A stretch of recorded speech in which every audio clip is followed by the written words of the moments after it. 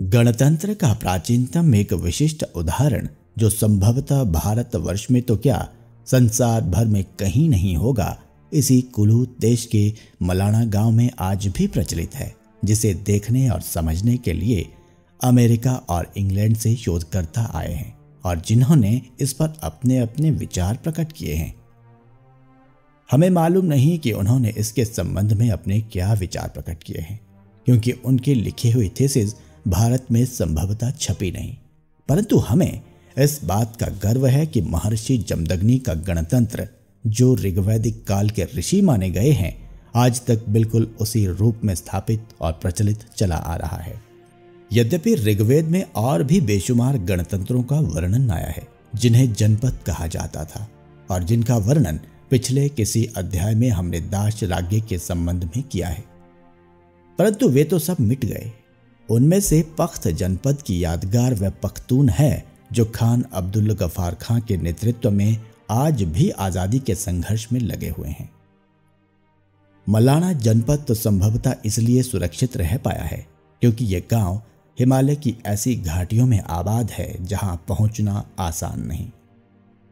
इस अकेले गांव की भाषा, जिसे कणाशी कहते हैं, इतनी भिन्न है कि संसार की किसी भाषा से इसका मेल मालूम नहीं होता। यद्यपि कोई कोई शब्द इसमें तिब्बती, बुशहरी और मुंदा भाषा के जान पड़ते हैं, शायद उंगलियों पर गिने जाने वाले प्राकृत के भी हों और एक दो शब्द अंग्रेजी से भी मिलते जुलते हों, पर इसके अतिरिक्त इस भाषा का रंग रूप अपना ही है जिसे कोई दूसरा समझ नहीं सकता। कुल्लू भर में लोग इसे देवताओं की भाषा कहते हैं। यहां तक सुना गया है कि जो बाजा, नवाज और हरिजन इसी गांव में पैदा हुए और जो वहीं रहते हैं, वे इस भाषा को समझ तो सकते हैं परंतु बोल नहीं सकते। मलाना के जनपद का जहां तक संबंध है, वह एक नमूने का गणतंत्रात्मक शासन है। एक बड़ा गांव है जिसमें 500 घर हैं, जो 2 भागों में विभक्त है, जिसमें 4 चुग अर्थात 4 वार्ड बने हैं। इनसे नियमितः प्रतिनिधि चुने जाते हैं, परंतु निर्वाचन बहुमत से नहीं, एक मत से होता है।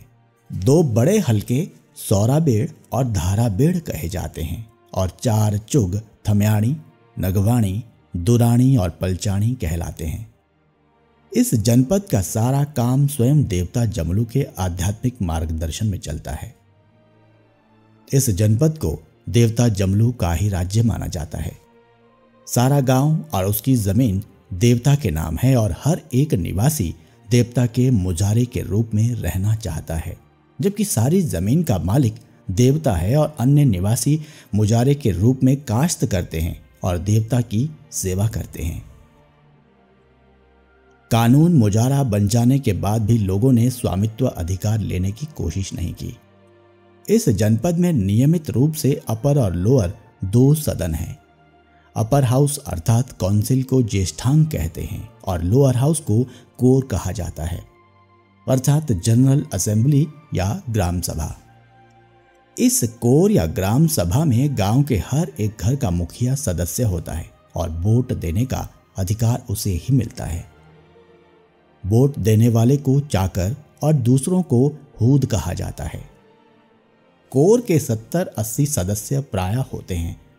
अपर हाउस या ज्येष्ठांग के 11 प्रतिनिधि चुने जाते हैं, जिनमें से 3 प्रतिनिधि बड़ा पुजारी नगवाणी चुग से चुना जाता है और इसे चुग के सदस्य ही चुनकर भेजते हैं।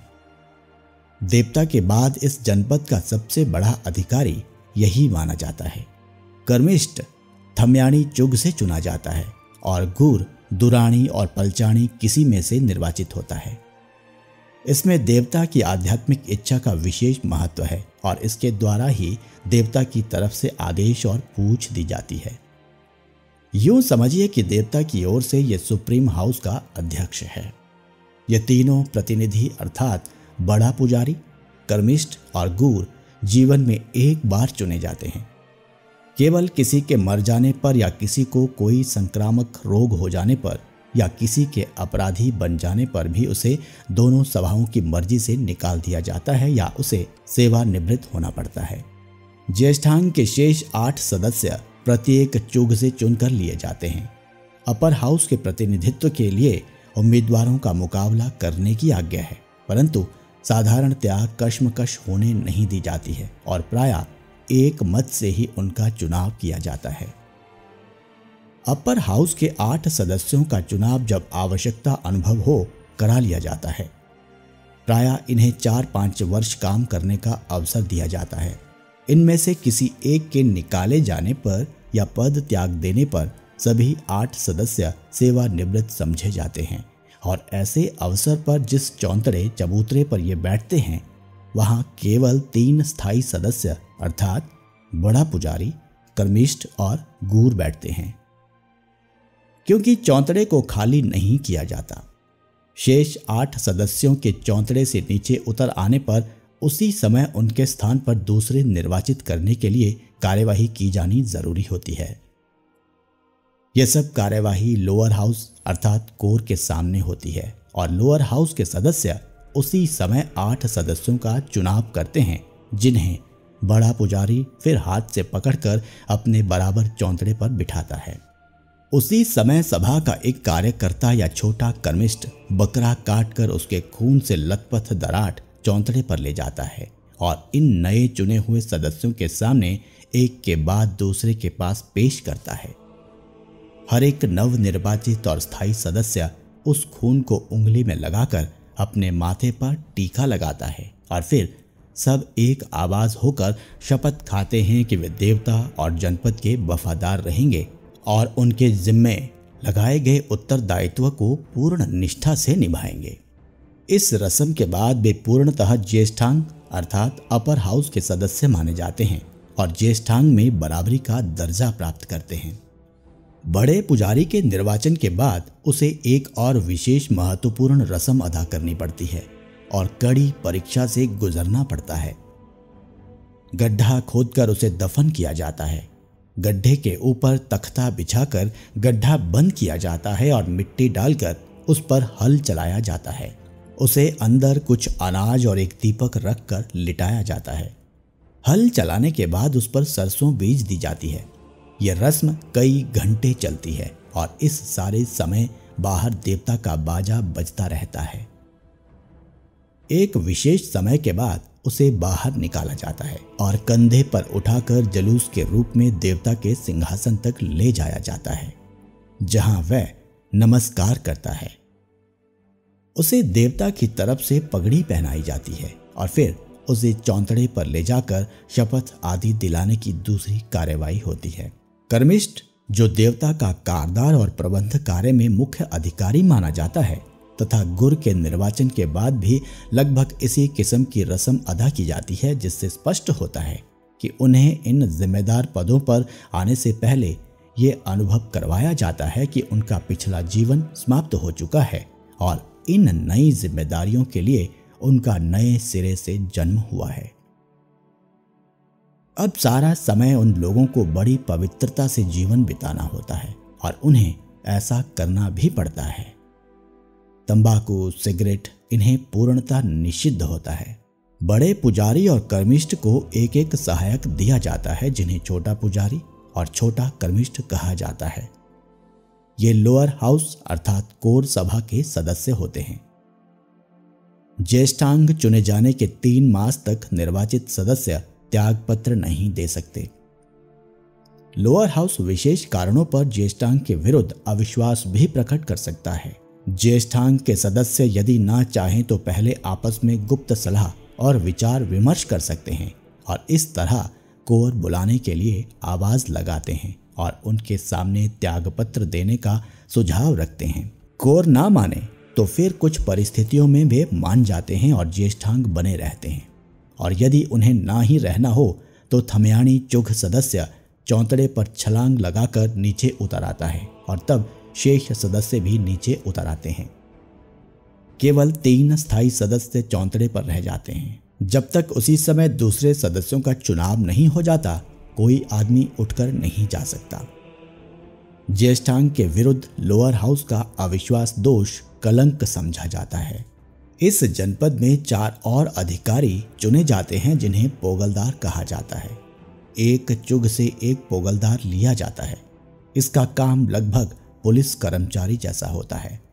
इनको 1 रुपया प्रतिवर्ष देवता के खजाने से मिलता है। ज्येष्ठांग के आदेशों का पालन करवाना तथा ज्येष्ठांग के फैसला किए हुए मुकदमों पर फैसले के अनुसार अमल करवाना उनका उत्तरदायित्व होता है। कोर अर्थात लोअर हाउस बुलाने के लिए कम से कम 3 ज्येष्ठांग का कोरम होना जरूरी है। पहले ज्येष्ठांग चौंतरे पर खड़ा होकर आवाज लगाएगा और फिर एक पोगलदार जनगा या हारचा के मैदान के एक सिरे पर खड़ा होकर आवाज लगाएगा। इस आवाज के सुनते ही कोर और ज्येष्ठांग के हर सदस्य को घर के बड़े से बड़े और जरूरी काम छोड़कर कोर में जाना होता है। किसी महत्वपूर्ण काम या मामले के सिलसिले में सभा बुलानी हो तो पोगलदार देवता की द्रोही देकर जमा होने के लिए आवाज देता है और तभी सब लोग अपना अपना काम छोड़कर कोर में आकर बैठ जाते हैं। ज्येष्ठांग का दर्जा यद्यपि बड़ा होता है, परंतु कोर के इच्छा के बिना वह भी कोई महत्वपूर्ण कार्य निष्पादित नहीं कर सकता। ज्येष्ठांग एक अलग न्यायपालिका का भी काम निष्पादित करता है। जनपद का छोटे से छोटा और बड़े से बड़ा प्रत्येक मुकदमा पहले ज्येष्ठांग में पेश होता है, जहां प्रत्येक पक्ष से उचित पूछताछ होती है, जिरह का अवसर मिलता है और फिर सदस्य आपस में बहस करके कुछ परिणाम निकालते हैं। तब ज्येष्ठांग के 2 सदस्य कोर सभा में आकर उस मुकदमे का सारांश तथा निकाले गए परिणाम को कोर के सामने पेश करते हैं। कोर के सदस्य इस रिपोर्ट की दृष्टि में पुनः बहस करते हैं और अपने फैसले से ज्येष्ठांग को परिचित कराते हैं। ज्येष्ठांग एक बार फिर कोर के विचारों पर गौर करेगा और तब अंतिम फैसला सुनाएगा। उस फैसले पर अमल करवाने की हिदायतें पोगलदार को मिलती हैं। जुर्माना वसूल करना हो, किसी पक्ष को सबकी अदायगी करवानी हो तो यह सब ज्येष्ठांग की निगरानी में पोगलदार करवाते हैं। कोर और ज्येष्ठांग मिलकर भी जो फैसला न कर सके तब वह फैसला सुप्रीम कोर्ट अर्थात देवता की आध्यात्मिक अदालत में अंतिम निर्णय और न्याय के लिए पेश होता है। सुप्रीम कोर्ट में आने से पहले प्रत्येक पक्ष को अपनी ओर से पैरवी करने के लिए एक मुख्तियार देने का भी अधिकार होता है, जिसकी फीस 7 रुपये है। यदि यह मुख्तियार भी फैसला करवाने में असफल रहे तो सुप्रीम कोर्ट में कार्यवाही आरंभ होती है। पोगलदार बकरियों के रेवड़ में से 2 बराबर आयु और एक जैसे कद के छोटे छोटे बकरे लाता है और उन्हें फलोबरी, जो माता रेणुका का अंधरोड़ नरोल कहलाती है, के पास 2 मजबूत खूंटे गाड़कर इन बकरों को बांध देता है। छोटा कर्मिष्ठ जहर मोहरा, जिसे वत्सनाभ बछनाग कहते हैं और जो एक स्थानीय बूटी की जहरीली जड़ी होती है, पीसता है और उसके 2 बराबर भाग करके दोनों बकरों की पिछली टांगें चीरकर उनमें डाल देता है।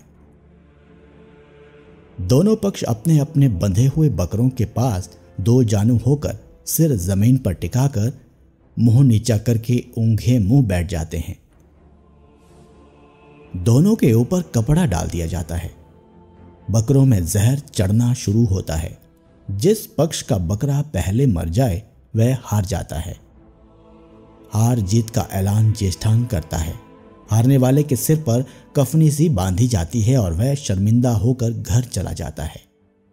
जीतने वाले को उसके तरफदार कंधों पर उठाकर जुलूस में देवता के सिंहासन पर ले जाते हैं, जहां वह देवता को और ज्येष्ठांग को प्रणाम करता है और जीतने की खुशी में जलपान कराता है।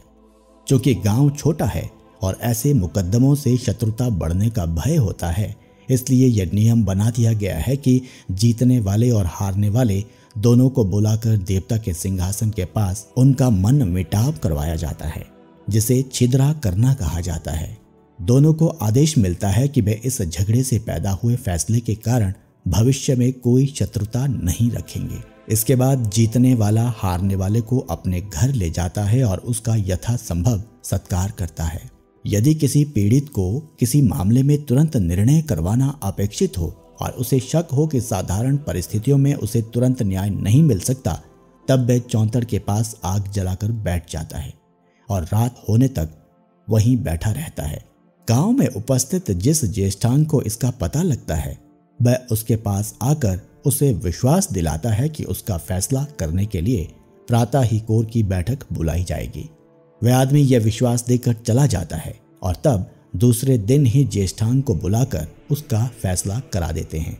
इस जनपद के लोग सरकारी कचहरियों में जाना अपराध समझते हैं। बात छोटी हो या महत्वपूर्ण, वे अपनी ही अदालत से फैसला लेते हैं और उस पर सत्यनिष्ठा से अमल करते हैं। जनपद से बाहर का आदमी यदि सरकारी अदालत में कोई मुकदमा करे तो उसको मजबूर होकर वहां हाजिर होना पड़ता है। अंग्रेजों की 100 वर्ष की हुकूमत में उनका कोई मुकदमा सरकारी अदालत में नहीं गया, सिवाय एक हालत में जबकि जनपद के फैसले के अनुसार एक कर्मिष्ठ को जनपद से देश निकाला दिया गया था और उसने समय के सहायक कमिश्नर मिस्टर हारकोर्ट को बहकाकर अंग्रेजी फौज का एक दस्ता मलाना में भिजवा दिया था, जिसके साथ वह कर्मिष्ठ मलाना वापस आया। इस तरह उस कर्मिष्ठ ने यद्यपि जनपद के फैसले का विरोध किया और हुकूमत के जोर से वापस मलाना पहुंचा, परंतु जनता के सामने भला किसका जोर चलता है। मलाना वालों ने उसे गांव में रहने तो दिया, परंतु उसका इतनी तीव्रता से नामिल बर्तन किया गया कि वह थोड़े ही दिनों में अकेला घुल घुल कर मर गया। एक और कार्यकर्ता ने देवता के खजाने से चांदी चुराकर अपनी स्त्री के लिए आभूषण बनाए, परंतु वही स्त्री इस बात को जनपद से छुपा न सकी और उसी ने अपने पति की मुखबरी की। छानबीन हुई और कारिंदे को दोषी ठहराकर देश निकाला दिया गया। उसकी स्त्री को मलाना रहने की और अपने पति की संपत्ति पर कब्जा करने की आज्ञा दी गई, परंतु उसने ये कहकर इस प्रस्ताव को ठुकरा दिया कि देवता और जनपद से मैंने अपनी वफादारी का प्रमाण दे दिया है और अब फैसला हो जाने के बाद मैं अपने पति की वफादारी का भी सबूत देना चाहती हूँ। इसलिए जो सजा उसे मिली है उसमें बराबरी की हिस्सेदार बनकर उम्र भर उसका साथ दूंगी। अतः दोनों देश से बाहर निकले और सारी उम्र बाहर रहे। बहुत बड़े अपराधियों को जनपद की न्यायपालिका से मृत्यु दंड भी दिए जाते रहे हैं। कहा जाता है कि ऐसे अपराधी की जान लेने के लिए उसे एक विशेष टीले पर ले जाया जाता है, जहां नीचे बहुत गहरा नाला बहता है। अपराधी को कंबल से लपेटकर उसके शरीर पर पत्थर बांधकर उसे टीले से उस नाले में गिराया जाता है, जहां वह बहुत गहरे पानी में जाकर उभर नहीं सकता था। मलाना जनपद की एक और विशेषता भी सराहनीय है। इस जनपद से बाहर का कोई भी मनुष्य कोई अपराध करके मलाना पहुंचकर देवता की शरण में चला जाए तो उसकी रक्षा करना जनपद के हर निवासी का पूर्ण कर्तव्य बन जाता है। यहां तक कि कोई बच्चा भी उसके बारे में कोई खबर या सूचना किसी को नहीं देगा। यह जनपद यद्यपि महर्षि जमदग्नि के बनाए असूलों पर ही चलता है, परंतु महर्षि जमदग्नि का यहाँ पर कोई रथ नहीं, कोई बुत नहीं, कोई मूर्ति नहीं, कोई मोहरा नहीं। उनके अस्तित्व और महत्व का केवल एक निशान वहां मौजूद है, जो उनका खंडा है, जिसे स्थानीय भाषा में टुंडाच कहते हैं। चंद्रभान नाम का एक और खंडा भी है। इसके अतिरिक्त दूसरे निशान भी, जिनमें नरसिंघे, नफेरियां, सूरज पंखे, छड़ियां आदि शामिल है, जो देवता के निशान माने जाते हैं और साल में 2 बार खंडे और ये निशान बाहर निकाले जाते हैं। इन 2 अवसरों पर, जिन्हें छोटी फागली और बड़ी फागली कहा जाता है, दूर दूर से लोग जाकर चाकरी के लिए उपस्थित होते हैं और चांदी के घोड़े महर्षि जमदग्नि को चढ़ाते हैं। यहाँ स्थानीय भाषा में इसे जम्बलू देऊ कहा जाता है और कुल्लू भर में इसके 12 जगहों पर 12 देवगृह मौजूद हैं। देवता के मंदिर में अकबर बादशाह की भी सोने की मूर्ति है। कहा जाता है कि एक बार एक साधु मलाना में आया और उसे देवता के खजाने से 2 टके दान मिले। जब वह साधु फिरता फिराता दिल्ली पहुंचा तो वे 2 टके जजिया के रूप में उससे वसूल कर लिए गए और अकबर के खजाने में जमा हुए। इधर 2 टके अकबर के खजाने में पहुंचे, उधर अकबर बादशाह की तबीयत बेचैन होनी आरंभ हुई और परेशानी इस सीमा तक पहुंची कि बादशाह की नींद हराम हो गई। नजूमी और ज्योतिषी बुलाए गए। उन्होंने बताया कि उत्तराखंड में जम्बूल नाम का देवता है, जिसके 2 टके बादशाह के खजाने में आ गए हैं। जब तक वे वापस देवता के खजाने में नहीं पहुंचेंगे, बादशाह की बेचैनी दूर नहीं हो सकती। प्रश्न पैदा हुआ कि वे कौन से दो विशेष टके हो सकते हैं जो देवते के खजाने में वापस किए जाने चाहिए। उसी रात अकबर को स्वप्न में बताया गया कि उसके खजाने में जो दो टके आपस में मजबूती से जुड़े होंगे वही देवता के हैं। प्रातःकाल खजाना खोला गया और सचमुच दो टके इतनी मजबूती से आपस में जुड़े हुए पाए गए जो जुदा नहीं हो सकते थे। उन्हें लेकर अकबर ने खास आदमी मलाना को भेजे और बतौर चाकरी प्रमाण रूप अपनी सोने की मूर्ति भी साथ भेज दी, जिसे देवता ने स्वीकार किया और मूर्ति को अपने पास स्थान दिया।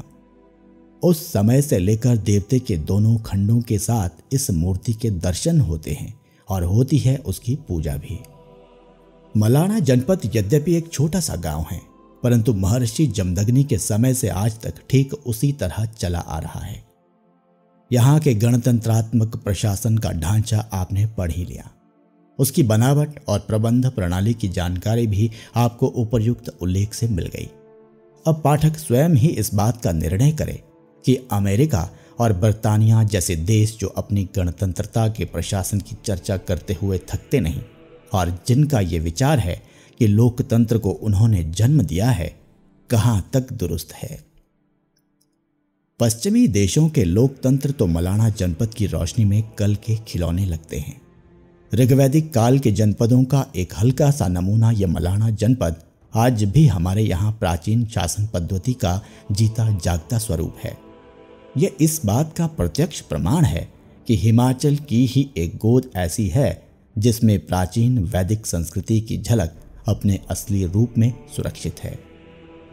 संसदीय लोकतंत्र का तजुर्बा यद्यपि समस्त भारतवर्ष का रहा है, परंतु लोकतंत्र की जो बुनियादें धर्म के आधार पर मलाना में सुरक्षित हैं, उन्हें तो लाखों वर्षों के उथल पुथल और परिवर्तन तथा क्रांति के झकझोर भी नहीं मिटा सके।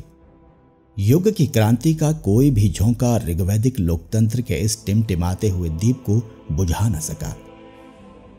समय ने यह तो बता दिया है कि धार्मिक आधार पर खड़ा किया हुआ लोकतंत्रात्मक शासन लाखों वर्ष तक प्रचलित रह सकता है और भविष्य बताएगा कि धर्मनिरपेक्षता के आधारों पर खड़ी की हुई संसदीय लोकतंत्रता सफल होती है या नहीं।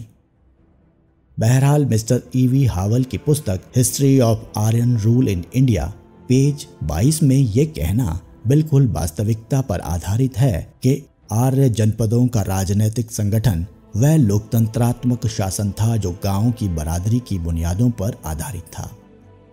विश्वास, श्रद्धा और विश्वास का संबंध संसार और सांसारिक वस्तुओं से आगे बढ़कर सीधा मन और आत्मा से होता है।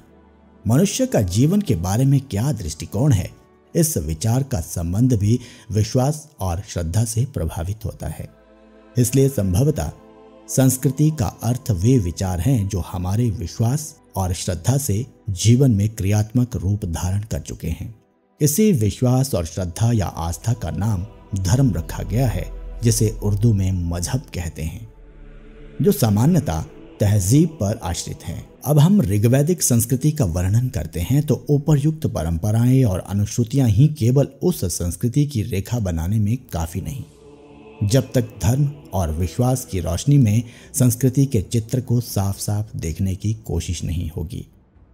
बहुत पुराने समय से लेकर, बल्कि यूं कहें कि जब से मानव ने जन्म लिया है, उसके दिल की भावनाओं, सामाजिक दृष्टिकोणों एवं आध्यात्मिक विचारधारा, विश्वास और आस्था ने न केवल उसकी संस्कृति का रूप निखारने में सहायता दी है, बल्कि उसे अतीत के अंधकार से निकालकर वर्तमान के प्रकाश में लाकर खड़ा करने का महत्वपूर्ण कार्य किया है। शायद ही जीवन का कोई ऐसा पहलू हो जिस पर धार्मिक विश्वास और श्रद्धा ने प्रभाव न डाला हो। बिल्कुल ऐसे ही जैसे आज के युग में हर मनुष्य पर और मनुष्य के जीवन के हर पहलू पर राजनीति ने अपना प्रभाव डाल रखा है। इसलिए ऋग्वैदिक काल के आर्यों की संस्कृति को हम उनके धार्मिक विचारों की रोशनी में न केवल गंभीरता से समझने का प्रयत्न करें, बल्कि ये भी देखें कि उसका स्वरूप आधुनिक युग के उत्तराधिकारियों ने किस हद तक संभाल रखा है। ऋग्वेद काल के आर्यों के विश्वासों के संबंध में 3 बातें विशेष रूप से कही गई है। प्रथम ये कि वे प्रकृति की शक्तियों को देवता रूप में मानते थे और जीवन का हर काम उनकी इच्छा से और उनकी खुशी के लिए करते थे।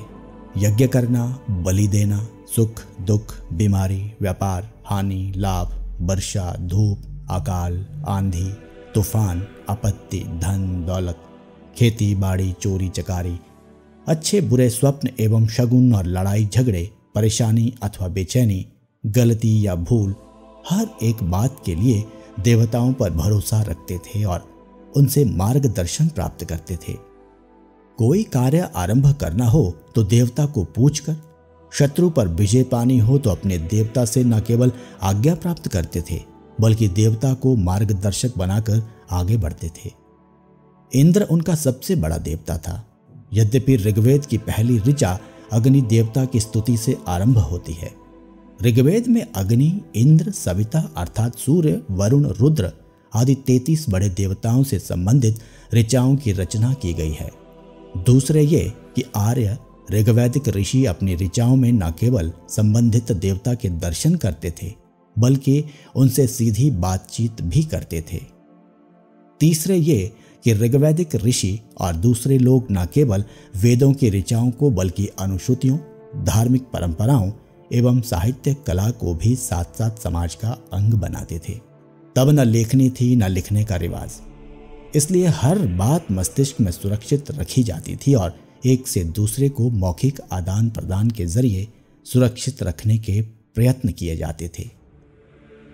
जैसा कि अनुश्रुतियों के उल्लेख में हमने ये सिद्ध किया है कि ऋग्वैदिक काल से अब तक अनुश्रुतियों और परंपराओं का सिलसिला भी हमारे यहाँ लगातार चलता आया है, तब उपयुक्त धार्मिक विश्वासों और आस्थाओं के क्रम की भी छानबीन की जाए कि वे अब तक प्रचलित है या नहीं। पहली बात की खोज में जब हम इस पहाड़ी प्रदेश के जन समाज की गहराइयों में जाते हैं, जब हम उनके धार्मिक विचारधाराओं और दृष्टिकोणों को टटोलने के लिए उनके दिल और दिमाग की गहराइयों तक पहुंचने का प्रयत्न करते हैं, तो हमें ऋग्वैदिक काल के आर्य और कुलूत देश के हिमाचली मानव में कोई अंतर नजर नहीं आता, सिवाय इस अंतर के कि ऋग्वैदिक काल में देवताओं के नाम और थे, उनकी कल्पना भी संभवतः भिन्न थी, जबकि आज के देवता क्रांति के हजारों दौर गुजर जाने के बाद नाम और कल्पना के आधार पर भिन्न बन गए।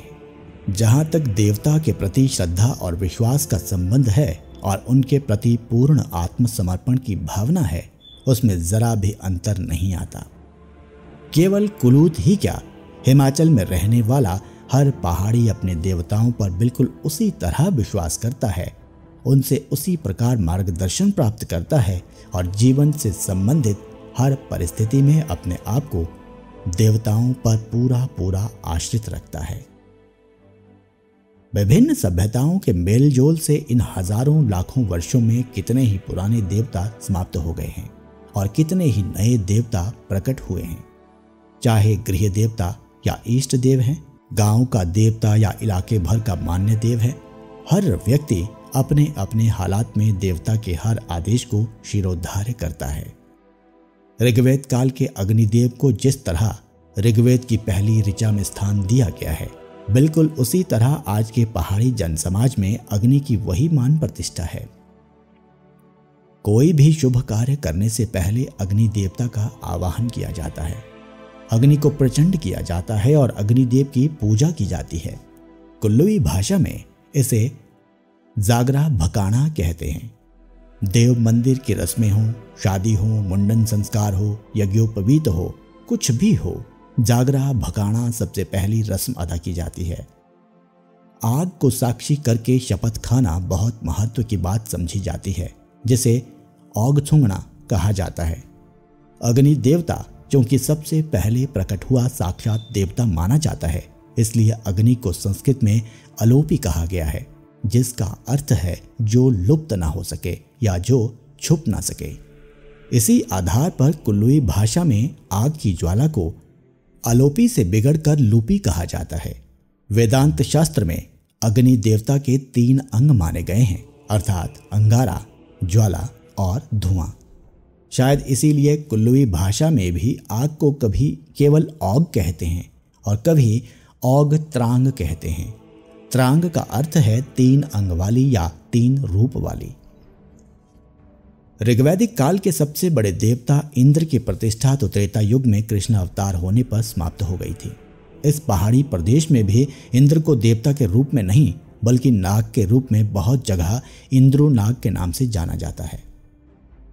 कुल्लूई भाषा में पतंदर शब्द को संस्कृत शब्दों से मिलाकर बनता है पतिंद्र अर्थात स्वामी इंद्र। पतिंद्र से बिगड़कर आम भाषा में पतंदर कहना स्वाभाविक है। जब यह कहना हो कि फलां आदमी तुझसे बड़ा है तो कहा जाता है कि वह तेरा पतंदर है अर्थात वह तेरा पतिंद्र है।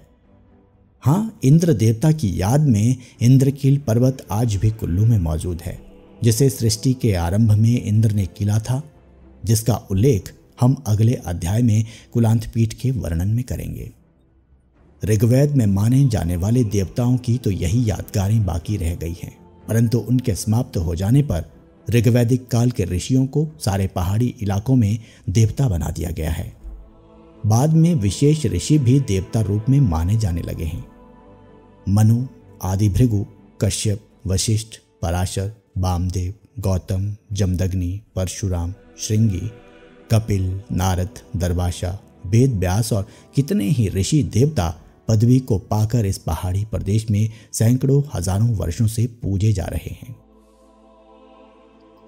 कुल्लू तथा इस सारे पहाड़ी प्रांत में देवताओं को नाग, नारायण, कुल्ज, गृहकुल्ज, वास्तु, देव ठाकर, पाताल, जोगणी, फुंगणी, नरसिंह, महादेव, भगवती, महामाया, चामुंडा, संध्या, काली, पाल, बीर, अमर, अमल, हिडिंबा, महावीर, पंचवीर, गुगा, शेंडुवीर, जोंगरू, घेपन के नाम से माने जाते हैं।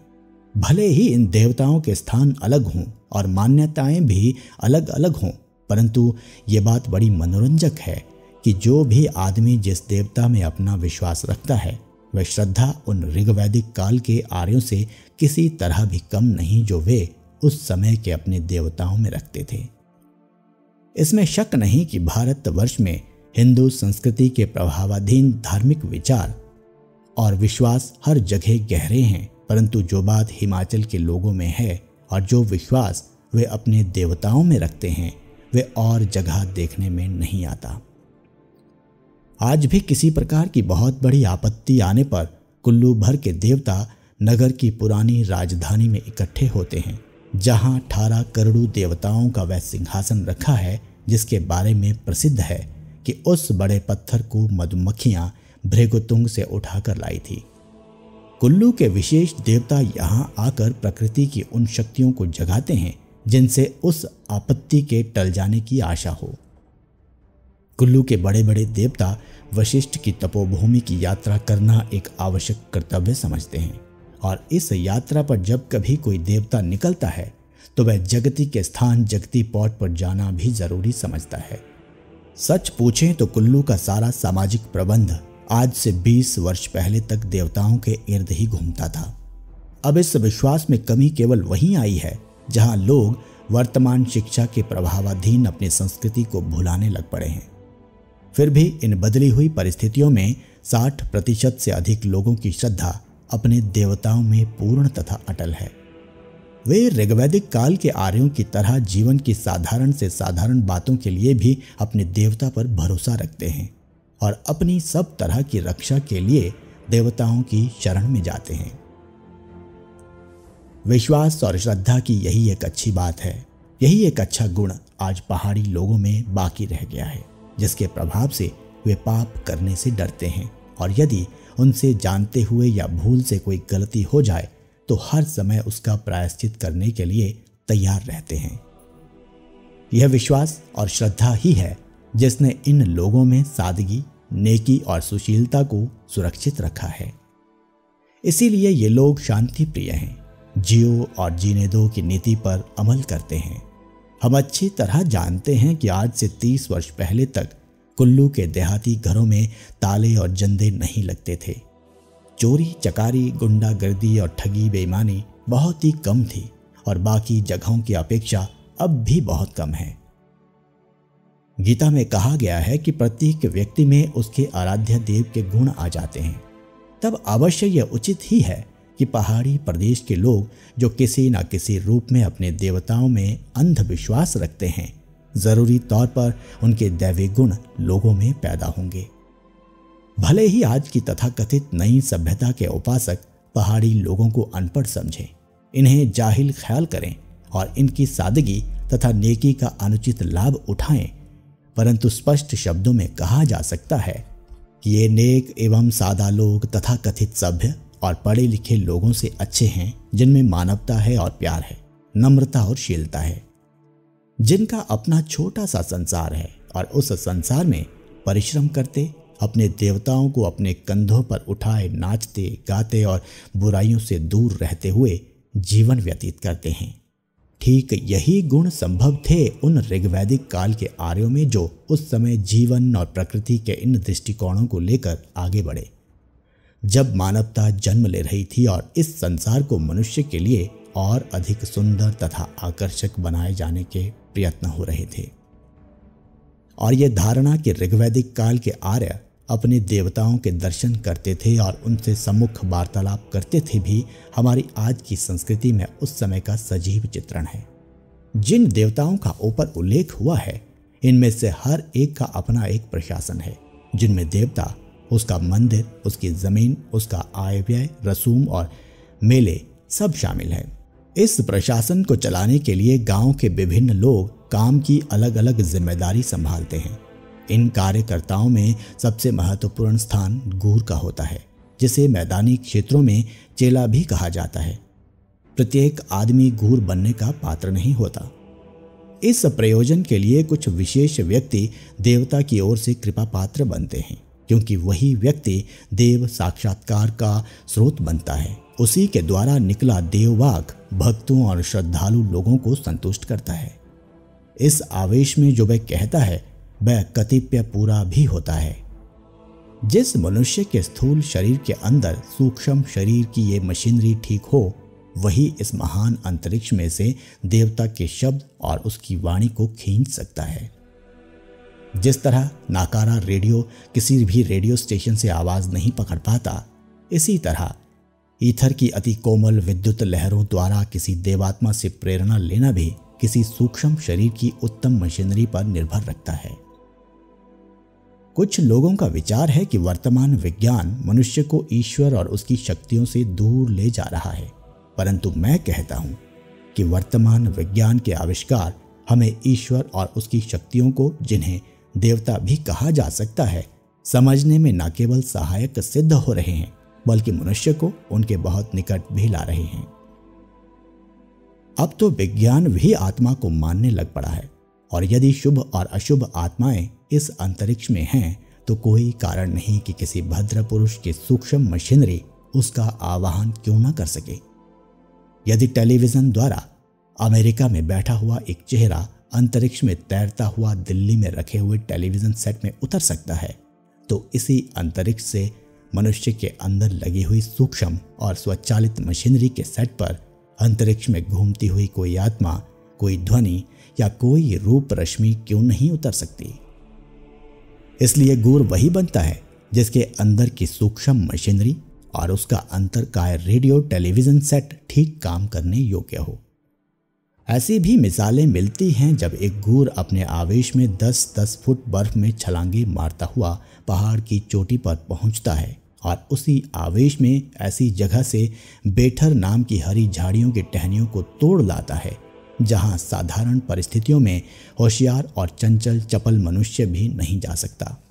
उदाहरण मिलते हैं कि ऐसे ही आवेश में किसी गूर ने साफ आकाश की ओर उंगली कर दी हो और देखते देखते बादल घिर आए हों और भारी वर्षा बरसने लग पड़ी हो।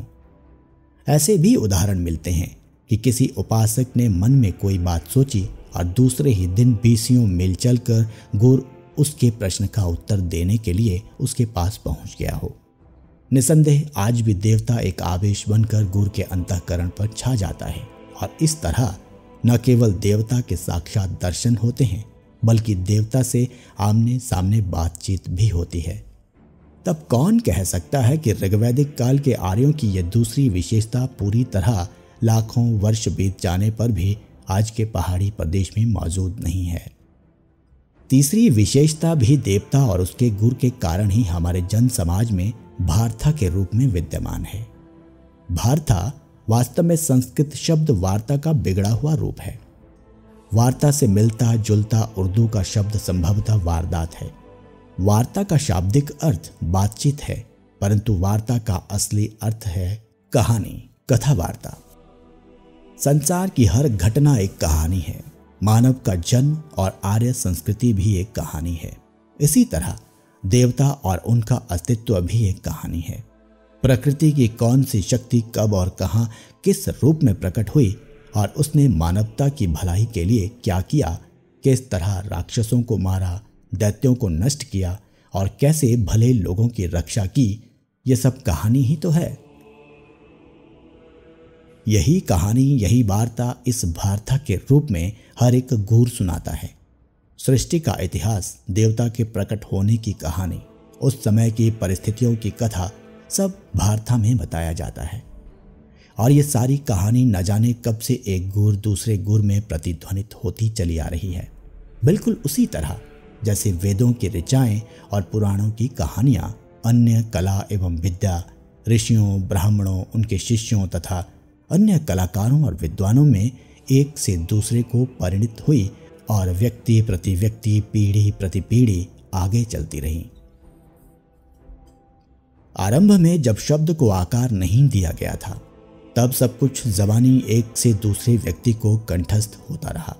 उसके बाद हिमालय में भोजपत्रों पर और दक्षिण में ताड़ पत्रों पर ये वार्ताएं, ये कहानियां, ये मंत्र और ऋचाएं लिखी जाने लगी, केवल लिपिबद्ध रखने के लिए। अन्यथा पठन पाठन में तो मुखाग्र उन्हें फिर भी करना पड़ता था। स्मरण शक्ति तो मस्तिष्क का एक कार्य है।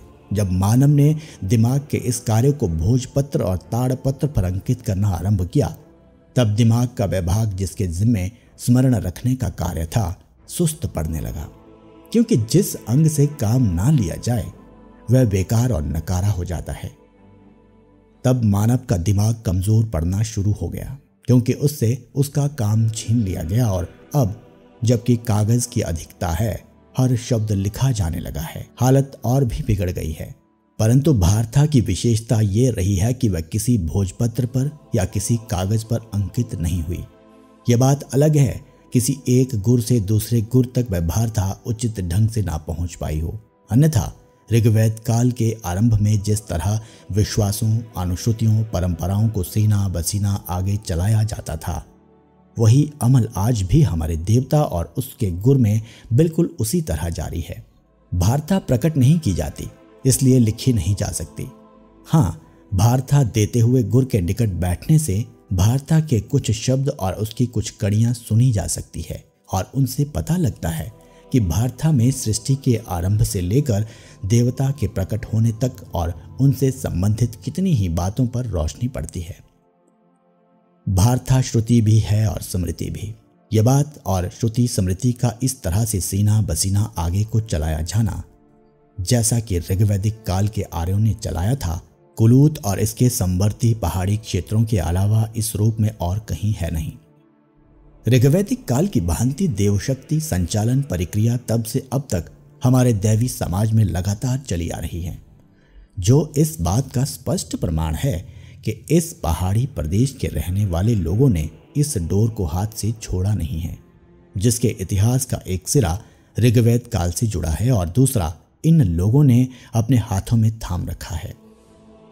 यहाँ के देवता, यहाँ के तीर्थ स्थान, यहाँ के गुर, यहाँ के देव मंदिर और लोगों की सामाजिक व्यवस्था तथा परंपराओं का क्रम हमारे लिए संतोषजनक है और गर्व करने का कारण भी है कि हिमाचल की घाटियों और वादियों में बसा हुआ यह जनसमाज ही वास्तव में ऋग्वैदिक काल के आर्यों की संस्कृति का भग्नावशेष है, जिसे श्री के.एम. पानिकर के निम्नलिखित विचार पूर्णतः सिद्ध करते हैं।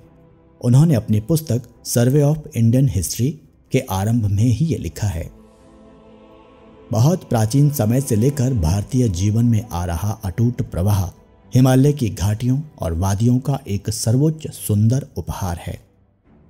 इस संबंध में यह लिखना भी दिलचस्पी से खाली नहीं होगा कि कुल्लू में गूर बनने के लिए जात पात का कोई भेदभाव नहीं होता।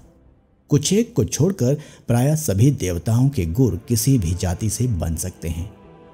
यह सामाजिक नियम एवं देव प्रणाली एक बार फिर हमें उस काल से जा मिलाते हैं जब मनु का वर्णाश्रम धर्म अभी स्थापित न हुआ था और जब ऋग्वैदिक काल का वह व्यापक समाज आर्य था और उनके विरोधी शत्रु थे वे दस्यु लोग जिनमें इनका टकराव था। जैसे उस समय हर एक शुद्ध हृदय और हर एक निर्मल आत्मा अपने देवताओं के दर्शन करती थी और उनसे बात कर सकती थी, वैसे ही आज के हमारे देवी समाज में जाति भेदभाव के बिना हर व्यक्ति गूर बन सकता है जिसका हृदय शुद्ध और आत्मा निर्मल है। इसी संबंध में एक विचार पाठकों के समक्ष प्रस्तुत करता हूं। ऋग्वेद काल के आर्यों ने प्रकृति की विभिन्न बड़ी बड़ी शक्तियों को देवता माना और फिर जब आर्य संस्कृति का कोल, किरात और द्रविड़ संस्कृति से तालमेल हुआ तब न केवल प्रकृति की उन्हीं शक्तियों के रूप और उनके संबंध कल्पनाएं बदल गई, अपितु उनमें भी छोटी छोटी शक्तियों को लोगों ने अपनी पहुंच और समझ के अनुसार कुछ भलाई के लिए और कुछ भय के कारण देवता मानकर आरंभ कर दिया। इस सांस्कृतिक मेल से उत्पन्न हुई नव विचारधारा को भी पहाड़ी जनसमाज ने अपनी समझ के अनुसार अपनाया। यह सांस्कृतिक परिवर्तन के बीच की एक कड़ी थी और इसे भी हमारे लोगों ने थामने का प्रयत्न किया है। संस्कृति के इस बीच के दौर में जहां मूर्ति पूजा आरंभ हुई वहां सुंदर मूर्तियों के अतिरिक्त बेडौल पत्थर भी पूजे जाने लगे, चाहे उन्हें शालिग्राम का ही नाम दिया गया। पीपल और तुलसी पूजे जाने लगे, यद्यपि वे वृक्ष और वनस्पति थे। क्योंकि ये पढ़े लिखे लोगों की बातें थी और उनसे कुछ धार्मिक कहानियां संबंधित कर दी गई थी, इसलिए साधारण लोगों ने भी अपने अपने ढंग से अपनी पूजा के लिए उनको स्वीकार किया। किसी अच्छी बड़ी चट्टान, किसी अच्छे बड़े वृक्ष में भी किसी देवता की आत्मा की कल्पना आने लगी। झील, सरोवर, चश्मा, घना वन, नदी के किनारे कोई स्थान, पहाड़ पर कोई मार्ग, इन सब वस्तुओं में प्रकृति की छोटी बड़ी शक्तियों का अस्तित्व माना जाने लगा। यद्यपि देखने में यह साधारण सी बात है, परंतु यही सिद्धांत धीरे धीरे बढ़ता बढ़ता वेदांत के स्तर पर आकर उच्च आदर्श बन गया, जहां उड़ान भरते हुए कवि की कल्पना उस परम शक्ति की सर्वव्यापकता का प्रत्येक वस्तु में आभास करने के लिए यूं तड़प उठी, मेरा शौके जनू ए काश आलमगीर हो जाए कि जिस शय पर नजर डालूं तेरी तस्वीर हो जाए। इसलिए समझा जा सकता है कि प्रकृति की किसी भी चीज को सामने रखकर भले ही उसमें ईश्वर का पूर्ण रूप का अनुभव ना हो, बल्कि प्रकृति की किसी छोटी शक्ति का भी अस्तित्व मान लिया जाए तो अंततः वह स्पष्ट दृष्टिकोण व्यापक होते होते वेदांत का रूप धारण करने में सहायता दे सकता है। संसार के बड़े बड़े धर्म ईश्वर को सर्वव्यापी मानते हैं और हर एक वस्तु में भगवान को उपस्थित भी मानते हैं। तब किसी पत्थर और वृक्ष में ईश्वर की शक्ति मानने वाले ने क्या पाप कर दिया? यदि ईश्वर सर्वव्यापक हैं तो पत्थर में भी हो सकता है, वृक्ष में भी हो सकता है, पानी में भी हो सकता है, अग्नि और वायु में भी हो सकता है। अतः हमारे इस जन समाज के जो लोग प्रकृति की इन छोटी शक्तियों के चक्कर में उलझे हुए हैं, वे उन लोगों से हजारों गुना अच्छे हैं जो निराकार ईश्वर और खुदा के नाम पर खून की नदियां बहाते फिरते हैं, मानवता से घृणा करते हैं, एक दूसरे को लूटते हैं और इस तरह ईश्वर और प्रकृति का मजाक उड़ाते फिरते हैं। प्रकट है कि हमारे जन समाज ने न केवल सीधे ऋग्वैदिक काल की संस्कृति की कड़ी को पकड़ रखा है, बल्कि इसके बीच की कड़ी को भी थामे रखा है, जो ईश्वर की छोटी बड़ी शक्तियों को समझने में, उनसे शक्ति प्राप्त करने में, उनसे सहायता और मार्गदर्शन प्राप्त करने में प्रयत्नशील रहती हैं। इसलिए हम डंके की चोट से कहते हैं कि ऋग्वैदिक काल से लेकर आज तक की जिस जिस संस्कृति और उनके तालमेल के प्रभाव हमारे सामाजिक प्रशासन पर पड़ते रहे हैं, उन सब के चित्रण किसी न किसी रंग में इस पहाड़ी समाज में मिलेंगे। यद्यपि ऋग्वैदिक काल की संस्कृति यहाँ स्पष्ट रूप से विद्यमान है और विद्यमान रहेगी, जिससे प्रतीत होता है कि काल चक्र, युग परिवर्तन और सांस्कृतिक टकरावों की उथल पुथल के उपरांत भी पहाड़ों में मानव संस्कृति की रोशनी बुझी नहीं, बल्कि ऐसा हुआ है कि एक जन जाए दूजा आए, दीप से दीप जले, और वे दीप हमेशा जलते रहेंगे।